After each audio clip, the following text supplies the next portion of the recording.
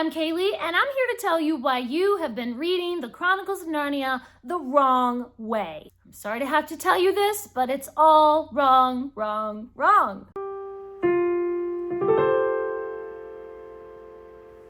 Although most series of the Chronicles of Narnia will be numbered in chronological order, I believe that publication order is the best way to read the Chronicles of Narnia, and I'm going to tell you why. I feel so strongly about this that I have spent years doing my own research and seeing what different C.S.Lewis scholars and experts have to say, and I have put together a whole lot of information about why publication order is the best way to read the Chronicles of Narnia and why chronological order is just stupid.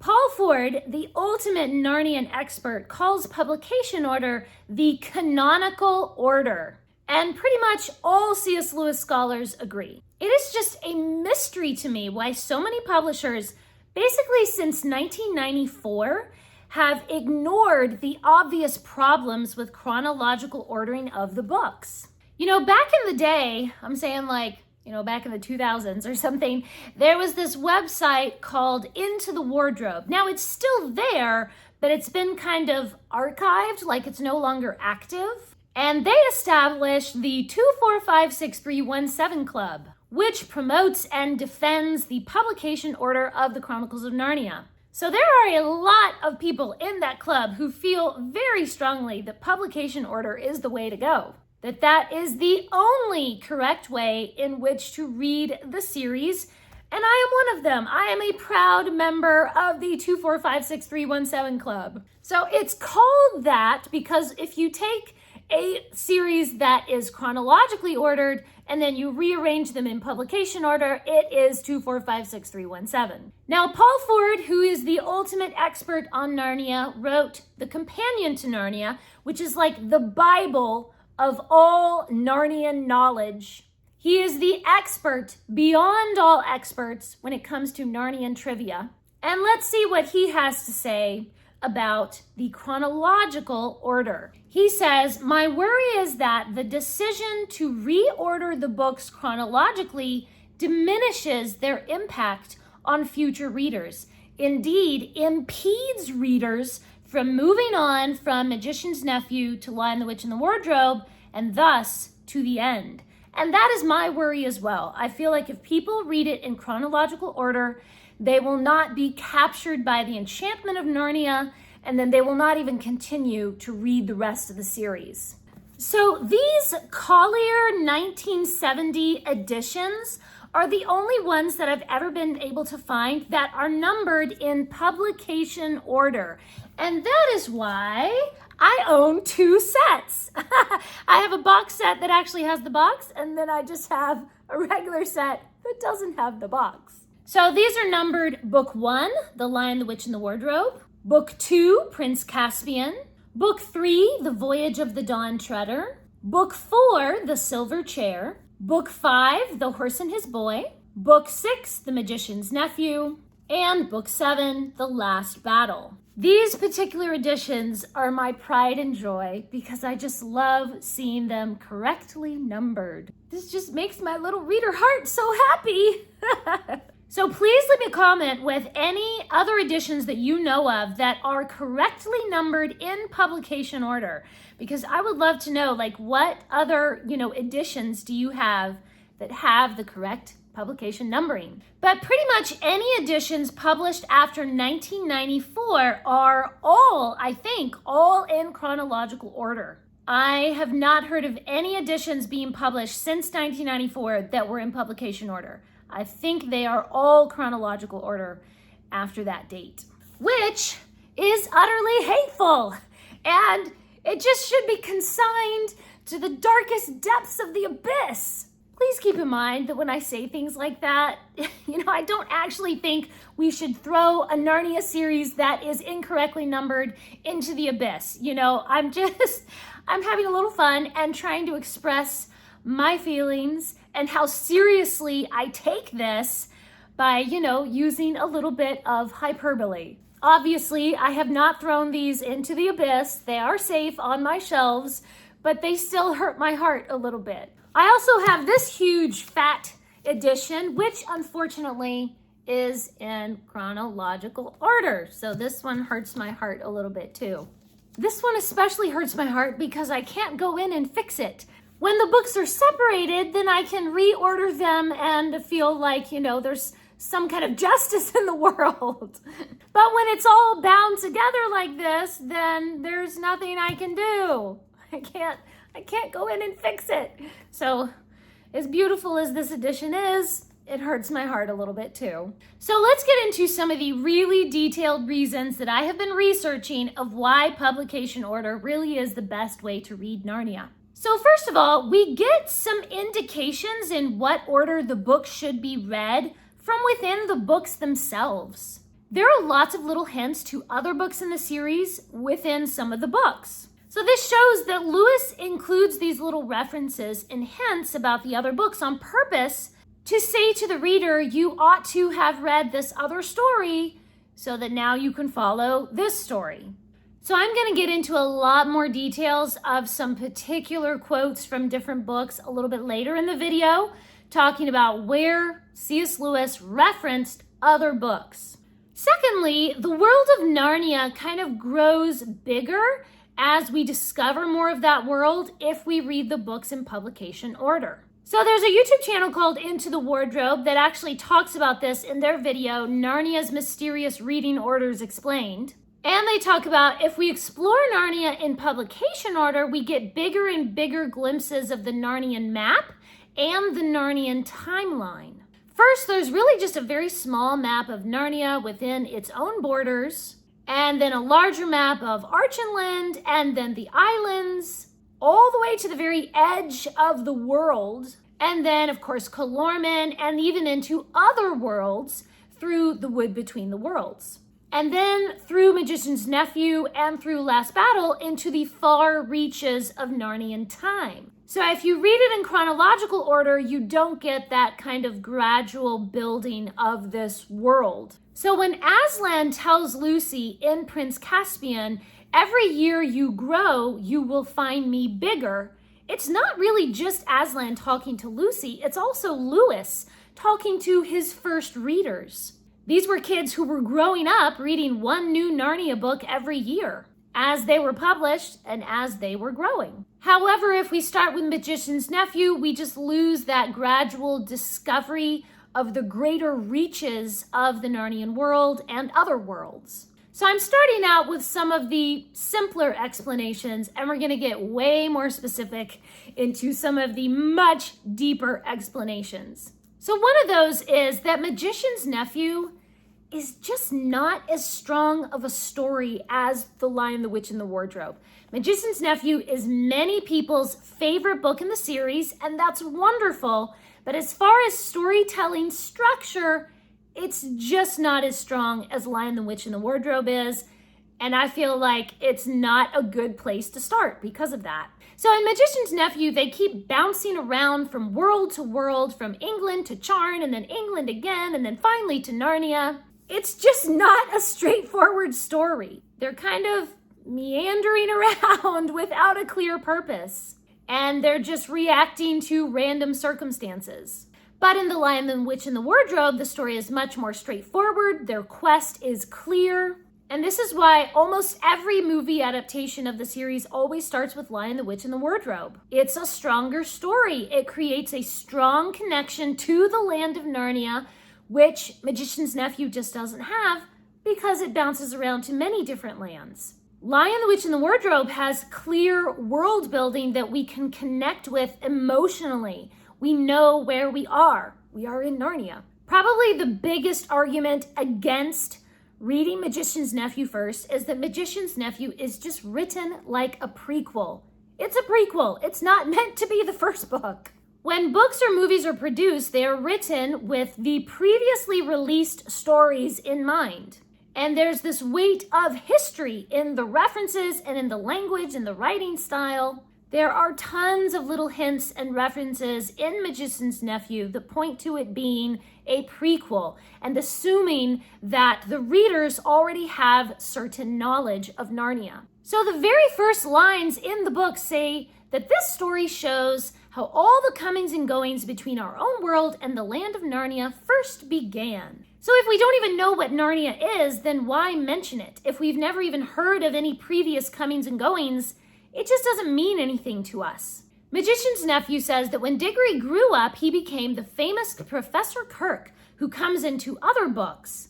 So that reference doesn't make any sense unless we have already met this character as a grown-up. And we are aware as the reader that now we are seeing him as a child. And there are two other references to Diggory as an old man in Magician's Nephew, because the author knows that the reader already knows Diggory as an old man. I have so many little sticky notes in Magician's Nephew, you guys.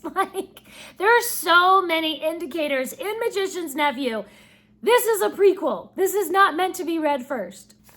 When Diggory was quite middle-aged, and he was a famous learned man, a professor, and a great traveler by that time, the Ketterleys' old house belonged to him. I mean, just on and on. There's several references to Diggory as an old man. And I feel like you just wouldn't see that unless we have already known Diggory as an old man and they were referencing something that we already know. There's also a place where Polly and Diggory are traveling through Narnia, and Polly says there's no one there and nothing happening. The world only began today. And Diggory replies, no, but people will get there, and they'll have histories, you know. And the reader thinks of all the people and all the histories that we've already read. It just means so much more when you know all the Narnian stories. One of the biggest things in being able to tell if something is a prequel or if it's meant to be read first is the tension, the catharsis, the delight that arises from recognizing certain objects and places and people that are already familiar to us from previous stories. So just like Han Solo and the Millennium Falcon, the movie Solo is meant to be watched as a prequel. It doesn't work as a first movie in a series. The first moment that you see the Millennium Falcon in the movie Solo means something to you, because I've already been aboard the Millennium Falcon for a lot of other adventures. It's familiar to me. If you've watched the other movies first, then it really means something to you when they make the Kessel Run in less than 12 parsecs. But if I watched Solo first, then that doesn't mean anything to me. The Millennium Falcon means nothing to me. I don't know who any of those characters are. I don't care. And in Magician's Nephew, recognizing the origin of the lamppost really means something to the reader. You miss all of that if you read the prequel first. Recognizing the special origin of the wardrobe means nothing to the reader if you read Magician's Nephew first. But it means everything if you read Lion the Witch and the Wardrobe first. If you read Magician's Nephew in its proper place in publication order, which would make it the 6th book in the series, then they bounce around to all these different worlds and they plop into an empty world. And the reader is thinking, when are we going to get to Narnia? Where is Narnia? And then a lion appears on page 110 of this story, almost exactly halfway through the book. And we think, ooh, this is it. Here we go. Here's Aslan. Because we know who Aslan is. We have been waiting for him to show up through the entire story. And now here he finally is. And it is a delight. So we get the tension, the catharsis, the delight, because we know who Aslan is. Similarly, when King Frank and Queen Helen are told that their children will reign over Narnia and Archenland, that means something to me because I've already been to Archenland. I know that land. I saw a prideful prince turned into a donkey one time in Archenland. Is it Archenland? Archenland or Archenland? Oh dear, I really need to get my pronunciation straight. That's the beauty of being a reader, is you know all this stuff, but you don't know how to pronounce things. If you don't have the prior knowledge that the author is assuming that you have for a prequel, the knowledge that you ought to have at this point in the series, then half the appeal of the book is lost on you. Although Magician's Nephew is a story of creation, it does not function like the book of Genesis to be put at the beginning of the Narnian narrative. So Dr. Moore says in his video that the creation narrative in Magician's Nephew functions more like Revelation chapter 12 in the Bible. This is an overview of the entire narrative of the world from start to finish, and it's reviewed over just before the last days of the world. So that Magician's Nephew and Last Battle are meant to be read back to back. They're supposed to be bookends of history for the first and last days of Narnia that are reflected on together. I'm going to have some more things to say later in the video about why Magician's Nephew and Last Battle should be read back to back. So we're going to get more into some details about that later. But for now, I want to talk about why The Lion, the Witch, and the Wardrobe is written as the first book. If Magician's Nephew is a prequel, Lion, the Witch, and the Wardrobe is definitely the first book that should be read. I feel so strongly about this. I feel like, you know what? You can read the books in whatever fool order you want as long as you read Lion, the Witch, and the Wardrobe first. If you just read that one first, I feel like that's kind of the whole crux of the matter. Just read Lion, the Witch, and the Wardrobe first, and then you can do whatever foolish thing you want to after that, okay? Still foolish, and you're still doing it wrong. But, at least you started correctly, I guess. So one of the reasons why I feel so strongly that Lion, the Witch, and the Wardrobe has to be read first is that it is a redemption story. And that is our first encounter with Christ in our own lives. So it is fitting that the redemption of Narnia and the redemption of Edmund should be our first encounter with Aslan. One of the main reasons why The Lion, the Witch, and the Wardrobe just has to be the first encounter with Aslan is because it just is the first encounter with Aslan, okay? It says in the book that when Peter, Susan, and Edmund and Lucy first hear the beavers saying Aslan's name, it says they did not know who Aslan was any more than the reader. It is very clear that this is our character's first encounter with Aslan, and it is also meant to be the reader's first encounter with Aslan. This is before they even see him, they just hear about him. And their responses to Aslan's name are very intense and mysterious. Lewis takes several paragraphs to explore their different feelings regarding this first mention of Aslan, kind of teaching the reader to feel that same reverential awe. It says, at the name of Aslan, each of the children felt something jump in its inside. Edmund felt a sensation of mysterious horror. Peter felt suddenly brave and adventurous.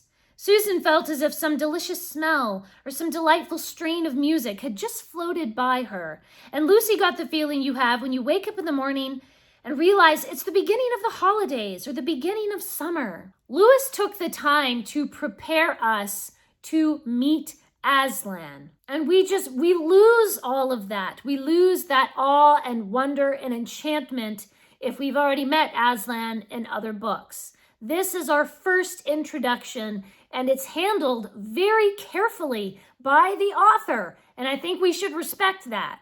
I also feel like the wonder of Lucy and her first encounter in the Narnian snowy woods is the reader's own wonder and awe and enchantment with Narnia as well. If you've already been to Narnia, it's just another girl traveling to Narnia. But if this is our first time walking into that snowy woods and seeing a mysterious lamppost, then we enter into that enchantment with Lucy.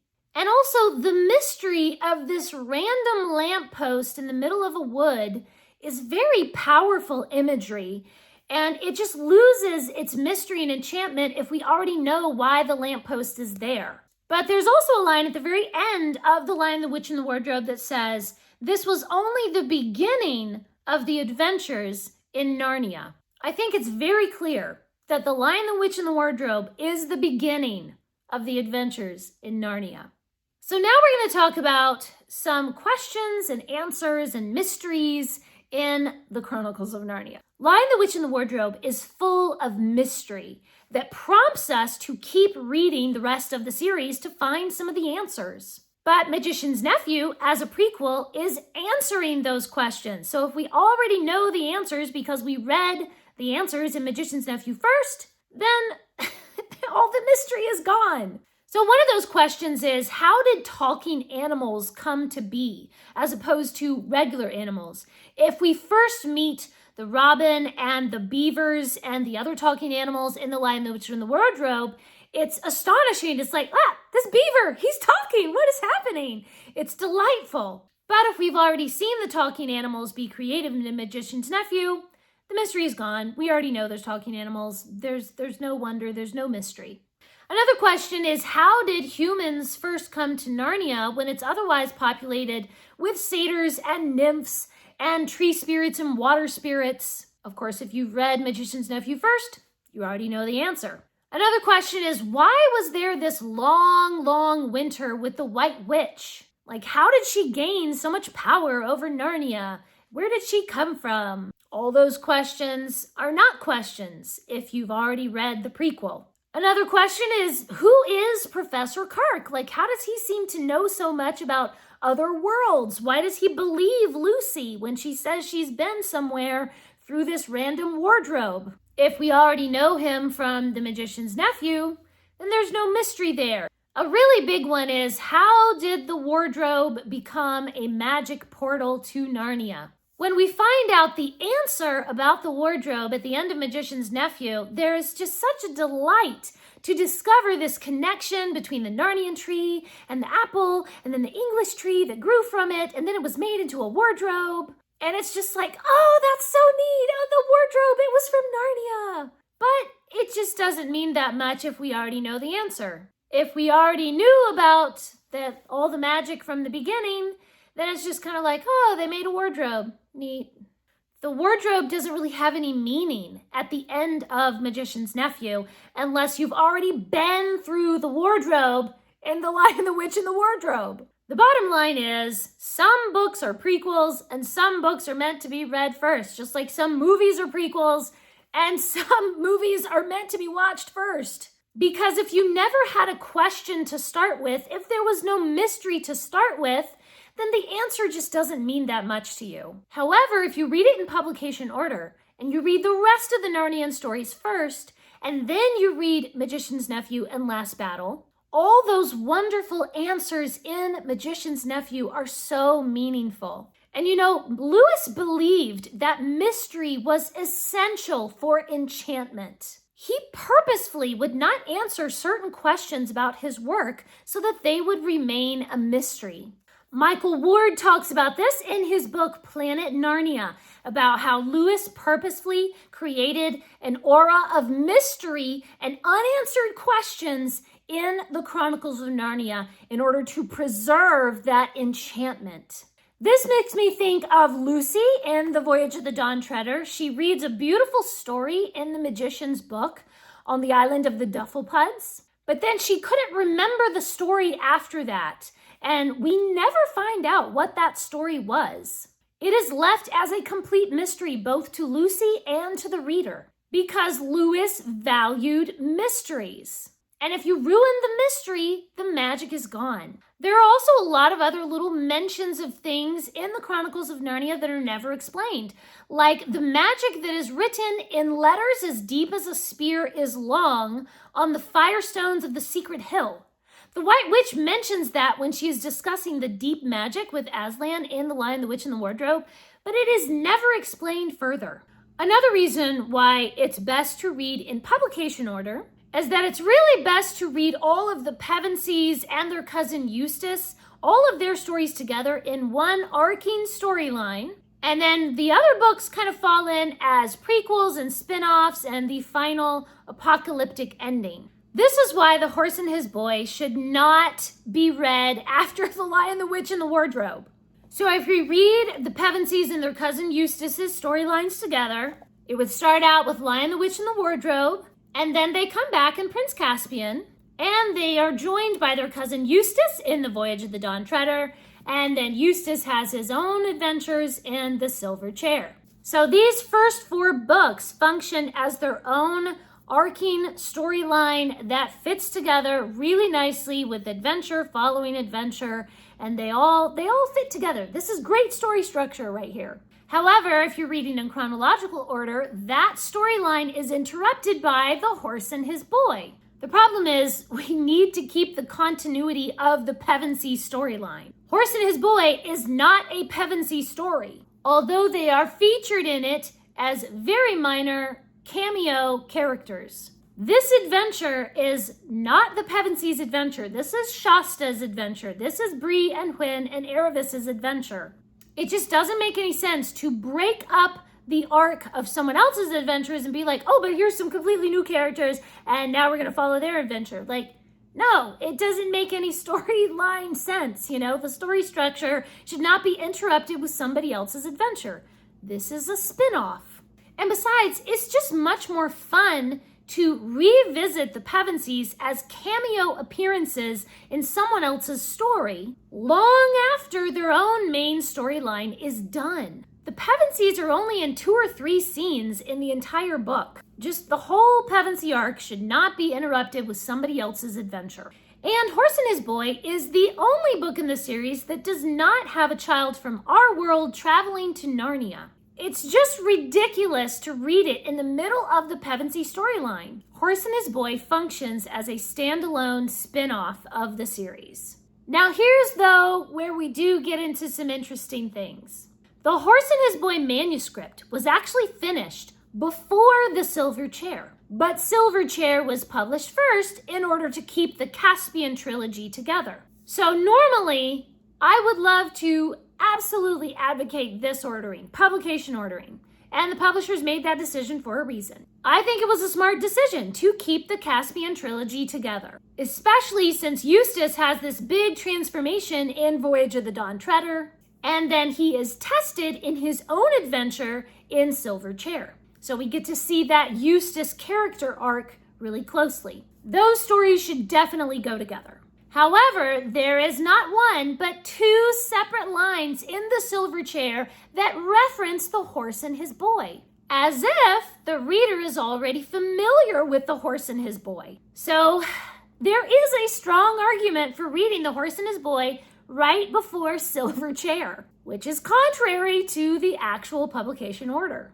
And this is actually Paul Ford's preferred ordering of the series. So there are a lot of proposed orderings for the Narnian series. Some people say you should read the books in the order in which they were written, not the order in which they were published, and certainly not in chronological order. So Paul Ford calls the written order, he calls it the completion order, the order in which the manuscripts were completed. Paul Ford says in Companion to Narnia, this order makes possible the reading of the book with the heart by attending to them in order in which they came into Lewis's own heart and mind. So he categorizes the books as follows. The storyteller is The Lion, the Witch, and the Wardrobe, Prince Caspian, and Voyage of the Dawn Treader. And then the pivotal story is The Horse and His Boy. And then the moral educator is Silver Chair, Magician's Nephew, and Last Battle. So there's a place in the Silver Chair where it says that a blind poet came forward and struck up the grand old tale of Prince Cor and Aravis and the horse Bree, which is called The Horse and His Boy, and tells of an adventure that happened in Narnia and Calormen and the lands between, but I haven't time to tell it now, though it is well worth hearing. So the characters in the Silver Chair are listening to a poet tell the story of The Horse and His Boy. And then there's another place where the prince is leading them through the Underlands, and it says that he whistled as he rode and sang snatches of an old song about Corin Thunderfist of Archenland. So the prince is singing a song about the characters from The Horse and His Boy. I have to say, those 2 references in the Silver Chair showing that The Horse and His Boy was definitely written first and is referenced in what would be the next book, The Silver Chair, almost kind of makes me think that maybe a publication order isn't, the perfectness of everything. Maybe completion order has its own merits. And certainly the endorsement of Paul Ford, who thinks that completion order is the best way to read them, definitely is enough to sway my opinion. I still think that personally, I prefer publication order because it keeps Eustace's storyline together from Voyage of the Dawn Treader to Silver Chair. But there's definitely evidence that The Horse and His Boy could be read before Silver Chair. So I would say that there are merits to both of those. Both publication and completion order is a great way to read the Chronicles of Narnia. The only one that is horrific and stupid and wrong is the chronological order, of course. So to end the series with the bookends of creation in The Magician's Nephew and the final apocalypse in The Last Battle is perfect. We really get a sense of the passage of time in epic eras of long forgotten years. So Into the Wardrobe actually did a video years ago about the Narnian time difference being explained, how Narnian time works so different from Earth time. And in that video, they talk about how Diggory's and Polly's lifespan is the lifespan of Narnia, because their visit to Narnia at its inception created an anchor in time. And then we have their final visit to Narnia at the time of their death. And you just don't get that sense of time if you don't read those two books back to back. The Last Battle is actually full of references to the creation of Narnia. Tyrion is astonished to hear about Diggory and Polly because they are, from the inception, from the creation days. It would be like somebody saying to me, oh yeah, I met Adam and Eve and we had dinner the other day. Like, what? You met Adam and Eve? That's the way Tyrion thinks of Diggory and Polly. Jewel the Unicorn actually spends a lot of time teaching Jill about the whole history of Narnia and the kings and queens throughout thousands of years. This further emphasizes this scope of time and the weight of Narnian history. And of course, Aslan explains that Father Time has been sleeping since the creation of Narnia. And there are a lot of references to histories and long spans of time in The Magician's Nephew too. Uncle Andrew actually tells Diggory about Atlantis and ancient runes and all the research he's done into these ancient magic things.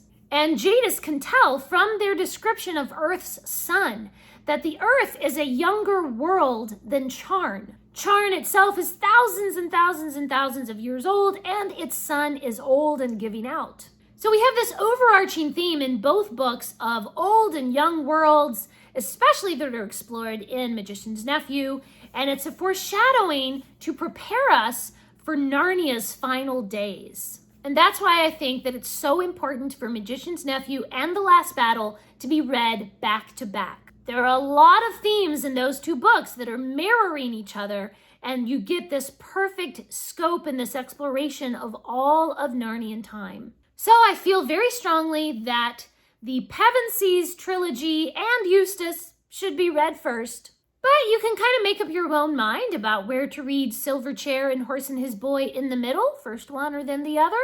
I feel like that one could kind of go either way. And you should definitely have Magician's Nephew and Last Battle at the end. But you might say, what about that letter that C.S.Lewis wrote? So people love to quote this. C.S. Lewis wrote a letter to a young boy saying that you can just read the books in any order that you want. So he wrote this on April 23rd, 1957. I'm reading from Companion to Narnia. And he wrote it to a boy named Lawrence. He said, I think I agree with your order for reading the books more than with your mother's. So this little boy wanted to read the books chronologically, but the mother thought that this should be in publication order. And Lewis says, the series was not planned beforehand as she thinks.